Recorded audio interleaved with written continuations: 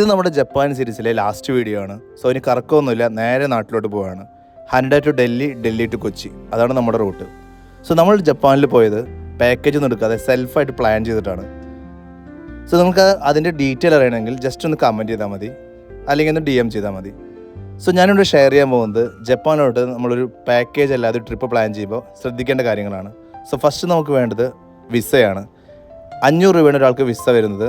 1300 രൂപ അതിൻ്റെ പ്രോസസ്സിംഗ് ചാർജും വരുന്നുണ്ട്. രണ്ടാമത് വേണം നമുക്ക് ഐറ്റിനറിയാണ്. നമുക്ക് ഇപ്പോൾ ലഭ്യമായ AI ടൂൾസ് വെച്ചിട്ട് പെർപ്ലെക്സിറ്റിയോ ജെമിനിയോ ChatGPTയോ എല്ലാം വെച്ച് നമുക്ക് ഐറ്റിനറി നമുക്ക് പ്രിപ്പയർ ചെയ്യാൻ പറ്റും. മൂന്നാമത് വേണ്ടത് ഹോട്ടൽസാണ്. ഹോട്ടൽസായിട്ട് Booking.com അല്ലെങ്കിൽ ഗോയിബോ എല്ലാം വെച്ച് അല്ലെങ്കിൽ അഗോഡോ പോലുള്ള സൈറ്റുകളിൽ നമുക്ക് ബുക്ക് ചെയ്യാൻ പറ്റും. പിന്നെ വേണ്ടത് ഫ്ലൈറ്റ്. സ്കാനർ വെച്ച് ഏറ്റവും ചീപ്പസ്റ്റ് ഫ്ലൈറ്റ് എവിടെ അവൈലബിൾ ആവുമെന്ന് ചെക്ക് ചെയ്ത് നമുക്ക് ബുക്ക് ചെയ്യാവുന്നതാണ്. അപ്പോൾ കൂടുതൽ ഡീറ്റെയിൽ ആയിട്ടൊരു വീഡിയോ വേണമെന്നുണ്ടെങ്കിൽ നിങ്ങൾ കമൻറ്റ് ചെയ്യുക. This is travel hope. By.